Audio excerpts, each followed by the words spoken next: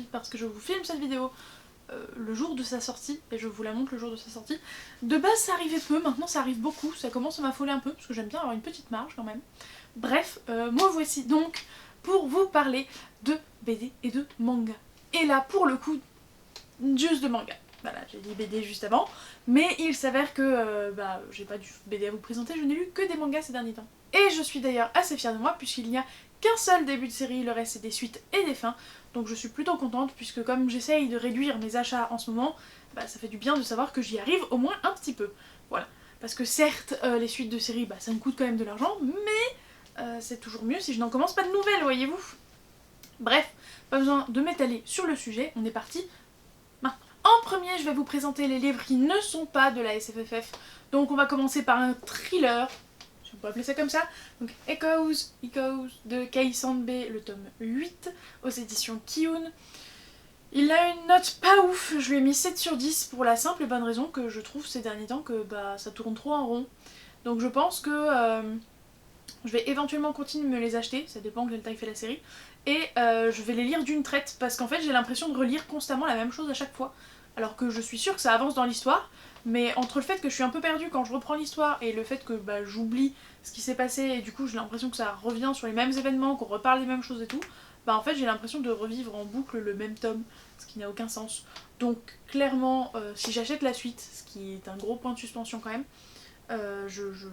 j'attendrai d'en lire plusieurs. Peut-être pas forcément d'attendre jusqu'à la fin de la série, puisque je sais pas quelle taille elle fera, mais peut-être 2 par 2 ou 3 par 3, j'en sais rien. En tout cas, si vous savez combien de tomes va faire cette série, n'hésitez pas à me le dire, parce que ça m'intéresse. Le pitch de base, comme d'habitude, je vous le fais après parce que je suis une tête de linotte et que j'ai oublié de vous le faire avant.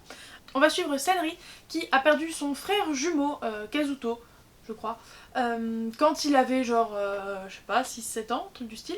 Et du coup, depuis, il cherche absolument à le venger, puisqu'effectivement, il est pas mort de manière random, mais il est mort assassiné en même temps que ses parents par un mystérieux homme à la cicatrice. Et donc, on suit cette quête de Senri, je sais pas comment ça se prononce à la japonaise, qui veut donc retrouver le meurtrier de ses parents et de son frère. Voilà, fameux homme à la cicatrice. Et du coup, maintenant que j'ai fait les choses dans le désordre, j'ai fini avec ce livre. Le même jour, je me suis aussi relu l'intégralité de BL Métamorphose, même si moi je vais vous présenter que le 5e et dernier tome, puisque j'avais lu les 4 autres déjà au préalable. Donc je me suis relu les tomes 1 à 4 pour pouvoir lire le 5, puisque ça faisait une éternité que je les avais lus, et j'avais un petit peu oublié exactement où on s'était arrêté, ce qui se passait, les relations, etc. Donc je commence par le pitch cette fois-ci. On va suivre une petite mamie qui se sent seule dans sa vie depuis qu'elle a perdu son mari il y a quelques années je crois. Et un jour, par hasard, elle va se perdre dans une librairie et va acheter, sans le vouloir, mais ça la gêne pas outre mesure, des BL, d'où le titre BL Métamorphose, ça veut dire des boys love, donc de la romance entre deux garçons. Et elle va adorer et elle va se lier d'amitié avec la libraire qui elle aussi est fan de BL. Et voilà, c'est un petit contemporain très mignon entre cette mamie et cette jeune femme, je crois qu'elle est étudiante. Et c'est très cute. Il fallait effectivement que je me remette les 4 premiers tomes en mémoire, ça m'a fait du bien pour enchaîner avec le 5e. C'était très sympathique, je lui ai mis 7,5 sur 10. Ça reste assez ouvert sur la fin, donc si vous aimez pas les trucs ouverts, un peu nébuleux, on sait pas trop qui finit comment, où et tout, c'est peut-être pas la meilleure recommandation pour vous, mais somme toute j'ai bien aimé ce 5e tome, quoique un peu en dessous des autres, mais la série en règle générale est très très chouette. Ah, et puis aussi si vous ne voulez pas trop en savoir, voilà, mais il y a un côté un peu rendez-vous manqué, chassé, croisé et tout, et si vous aimez pas ce genre de truc, peut-être pas trop pour vous, mais c'est que dans le dernier tome en tout cas. Je l'ai dit que j'ai mis 7,5 sur 10 ou pas? En tout cas si je l'ai pas dit, maintenant vous le savez. Ah, et sorry pour la petite vignette I Love Booktube, mais à chaque fois que Laurine et moi on sort faire des choses à l'extérieur en lien avec le milieu du livre, on la met en mode pour... Alors c'est pas pour qu'on nous reconnaisse forcément, mais bon, voilà, c'est pour montrer le soutien, etc. Sauf que j'ai oublié de l'enlever avant de tourner, tout simplement. Donc pour la continuité de la vidéo, je vais la laisser. Mais je suis une banane, vous pouvez le dire. Bon non, je viens de me rendre compte que j'ai encore fait dans le désordre puisque je ne vous ai absolument pas dit les références. Donc c'est BL Métamorphose de Kaori Tsurutani aux éditions Kiun. Again, voilà, j'ai encore tout fait dans le désordre. Est-ce que pour ce 3e livre, je vais réussir à tout faire dans l'ordre? Vous verrez bien. Et dernier non SFFF, et on reste aux éditions Kiun puisque je vous présente pour la 9e fois les carnets de l'apothicaire de Itsuki Nanao et Neko Kurage. Là, j'ai pas envie de vous en dire plus que le titre, niveau pitch, puisqu'on suit une apothicaire dans un Japon médiéval, féodal, et elle va tenter de soit découvrir qui a tué qui, soit découvrir quel est le poison qui empoisonne qui pour pouvoir sauver la dite personne. Bref, je suis pas très historique, vous le savez pertinemment, mais les carnets de l'apothicaire c'est quand même très chouette. Par contre, un peu pareil que Echoes, j'ai l'impression que ça se ressemble beaucoup d'un tome à un autre et que je perds. Enfin, comme je me rappelle pas bien de ce qui s'est passé dans le tome précédent, j'y perds Bah, j'y perds. Tout simplement. L'histoire est moins agréable, c'est moins sympa pour moi, je sais plus qui s'appelle comment, du coup je peux être un peu perdue parfois. Donc peut-être pareil, à réfléchir à faire plusieurs tomes à la fois. Je lui ai quand même mis 8 sur 10, donc ça reste une bonne lecture, mais bon, voilà, c'est pas le tome de l'année, clairement. Et on passe donc à la seule série que je viens de commencer avec Eden Zero de Hiro Mashima, obviously, aux éditions Pika. Donc le premier tome s'appelle Dans le ciel de Sakura, le deuxième tome s'appelle L'arme de métal, le troisième tome s'appelle Le vaisseau du grand démon, voilà, et le quatrième, De nouveaux compagnons. Voilà mesdames, messieurs. Au niveau du pitch, en gros, c'est un mélange de science-fiction et de fantasy, ce qui est très chouette. Et on va suivre, alors clairement, si vous avez pas aimé Fairy Tail, c'est peut-être pas forcément pour vous. Ça dépend pourquoi vous avez pas aimé, je suppose, mais voilà. Comme c'est le même auteur, niveau dessin en tout cas, bah, ça se ressemble de ouf. L'héroïne on dirait clairement Lucie, son pote on dirait clairement Happy, d'ailleurs il s'appelle Happy. Le héros masculin c'est Natsu, enfin bref. J'avais peur de ça au début et je voulais pas les lire à cause de ça, mais ma collègue Candice m'a convaincue de les lire, que c'était très sympa, que oui, les personnages ressemblent à Fairy Tail, et oui, l'auteur en joue et fait des clins d'œil sur le sujet, et oui, tu vas pouvoir apercevoir de temps en temps dans le fond du décor un personnage de Fairy Tail que tu connais bien, mais c'était très chouette. Ça m'a bien plu. Les deux premiers tomes que j'ai... Non, deux premiers tomes pour vous. Ah, tout s'effondre. Les deux premiers tomes, je leur avais mis 7,5 sur 10. Je les ai lus d'un coup, donc je leur ai donné la même note. Même chose pour les seconds, sauf que je leur ai donné 8 sur 10. Donc, c'est une série qui part très bien. Le pitch, je saurais plus vous le faire honnêtement, c'est pour ça que j'ai un peu skippé, j'ai été très vite. Mais pour la faire courte, on est dans un monde futuriste où c'est un space opéra, parce qu'on va de planète en planète, l'héroïne elle a un vaisseau et tout. Et l'héroïne a une chaîne, alors B-Cube si j'ai bonne mémoire, mais c'est clairement l'équivalent de YouTube. Et sur sa chaîne, eh bien, elle va faire du contenu en lien avec les planètes qu'elle va explorer, etc. Et du coup, elle va recueillir ce gars dont j'ai pas le nom, mais... Donc elle s'appelle Rebecca, son chat c'est bien Happy, c'est fait exprès, et le gars c'est Shiki. Voilà, donc elle va récupérer Shiki, et bah ensemble ils vont partir à l'aventure pour aller en gros rencontrer pour sa chaîne YouTube la déesse de ce monde, sauf que personne ne l'a jamais vue. Existe-t-elle? Est-ce que c'est un mirage? On ne sait pas, mais voilà, c'est une série qui promet. Je crois qu'actuellement il y a 21 tomes, donc il va falloir que je rame un peu pour rattraper tout ça, tout en plus comme je le disais que je veux éviter de faire trop d'achats, mais c'est une série très sympa que je poursuivrai avec grand plaisir, en espérant juste qu'elle soit pas aussi longue que Fairy Tail, parce que c'était quand même bien long. Voilà, même si j'aime de tout cœur Fairy Tail, c'était long. Et on va rester avec Hiro Mashima, puisque je vous présente pour la 11e fois cette fois-ci Fairy Tail 100 Years Quest, donc de Hiro Mashima et Atsuo Ueda aux éditions Pika à nouveau. C'est une série que j'aime beaucoup, qui fait suite, je rappelle, à Fairy Tail, donc je vais plutôt vous faire, oh quoique. Dans Fairy Tail, on suit une bande de mages et leur guilde. Là, c'est toujours plus ou moins la même chose. On suit toujours nos héros ou pas. Peut-être sont-ils morts, haha, c'est pas comme s'ils étaient sur la couverture. Et on les suit pour résoudre la fameuse quête de 100 ans qui a donc été déposée à Fairy Tail il y a 100 ans de ça et que personne n'a jamais pu résoudre jusque-là. Donc ils se lancent ensemble dedans dans l'espoir d'y arriver évidemment. Et je ne vous en dirai pas plus. J'adore toujours autant cette série, ça progresse toujours aussi bien par rapport à la série initiale d'un point de vue des sentiments des personnages, genre vraiment on sent qu'ils ont développé pour certains des relations plus fortes que ce que c'était dans Fairy Tail de base. Et là en plus, je vais pas vous dire lequel évidemment, mais il y a un trope que j'aime bien, voilà, que j'aime beaucoup. Si vous me connaissez bien, vous avez peut-être une idée. Et j'ai trop hâte d'avoir la suite du coup pour savoir comment va se poursuivre ce trope parce que moi j'aime ça. Voilà, mais je vais pas vous dire le trope, c'est pas spoilant de ouf, mais je me dis qu'au cas où certains fans comme moi voudraient ne rien savoir, bien voilà, vous ne saurez rien. Mais je continue toujours avec autant d'envie et là pour le coup La série peut être longue, je m'en fous. En gros, j'aime tellement cette série que si l'auteur, s'il fait pas trop traîner les choses, s'il le fait bien, j'aurais aucun souci à ce que ça soit 20 tomes de plus. Genre, financièrement parlant, tant que c'est étalé, c'est pas grave. Je les achèterai et je continuerai. Je crois que je l'ai pas dit, mais je lui ai mis à lui aussi 8 sur 10. Donc comme quoi, Hiro Mashima, 8 sur 10, ça a l'air d'être une valeur sûre, on va dire.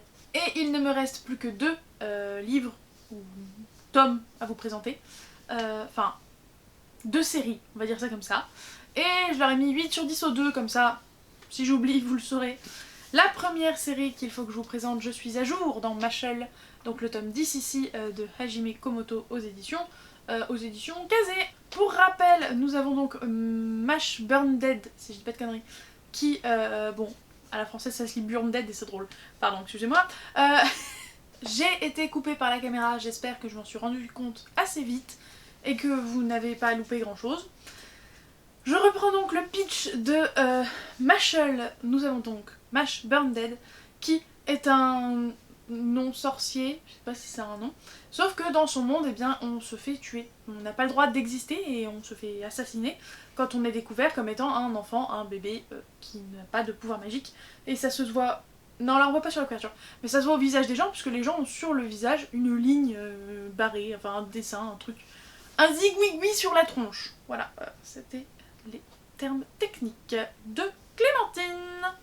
Bref, et donc, eh bien, ce jeune homme a toujours fait illusion jusqu'au jour où il va être découvert, sauf qu'il va pas être découvert bébé ou enfant comme la plupart des non-sorciers, j'imagine. Mais il doit avoir 15-16 ans, un truc du style. Et pour équilibrer avec le fait qu'il n'a aucun pouvoir magique, il a été musclé par son père à l'excès. Clairement, à l'excès. Ça se voit pas physiquement parlant, mais le gars, voilà, hein. Il a une force infinie, on va dire ça comme ça. Et du coup, en fait, c'est du second degré, clairement, avec des trucs de baston, où le héros, donc Mash, va en fait battre des sorciers, puisque son objectif, c'est d'être, en gros, l'équivalent de major de promo. J'ai oublié le... Élu du pouvoir? Non, je crois pas que ce soit ça. Mais bref, élu divin, voilà c'est ça, élu divin. Être élu divin d'une école de sorcellerie quand il n'a pas de pouvoir. Voilà, c'est son objectif de vie. Et du coup c'est très très drôle, c'est très second degré. Je me suis souvent arrêtée sur ce tome-là en mode est-ce que scientifiquement parlant c'est correct? J'aimerais bien savoir, genre ça m'interpelle. Si c'est pas le cas, c'est pas grave, c'est de la magie de toute façon. Mais il y a des trucs qui m'interpellaient parce qu'il y a toute une thématique sur le magnétisme dans ce tome-là.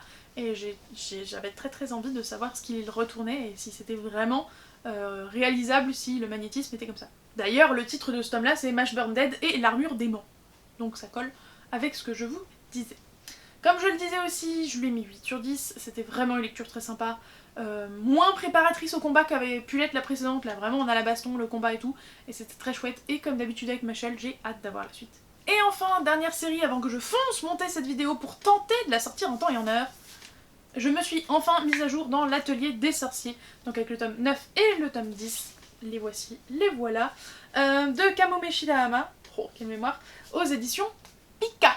Pourquoi est-ce que je n'étais pas à jour alors que d'habitude je suis cette série de très près? Eh bien c'est parce que j'ai pas pu me procurer le collector du tome 9, du coup j'étais seum, parce que je n'ai plus les jaquettes alternatives, enfin pas sur celui-là, et par contre j'ai pris celle du tome 10, faut pas abuser, même si moi je l'ai retournée, puisque je vais forcément toutes les retourner, puisque j'en suis déjà 2 collectors qui me manquent. Premier tome parce que je crois qu'il n'y avait pas eu de collector, ou alors j'étais pas allée m'en occuper assez vite, et celui-ci, donc le 9, ça me ferait 2 tomes blancs parmi tous mes tomes colorés, ça serait très bizarre, donc je vais tous les retourner quand j'aurai la foi. Mais là clairement, là où ils sont très planqués, on les voit pas.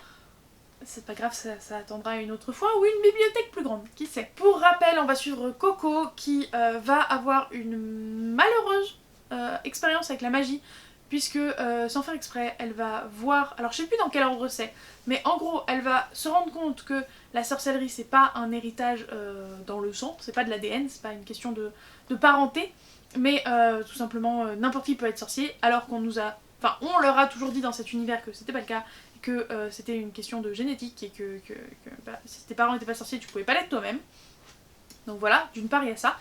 Et d'autre part, il y a le fait qu'elle va expérimenter du coup avec des sorts.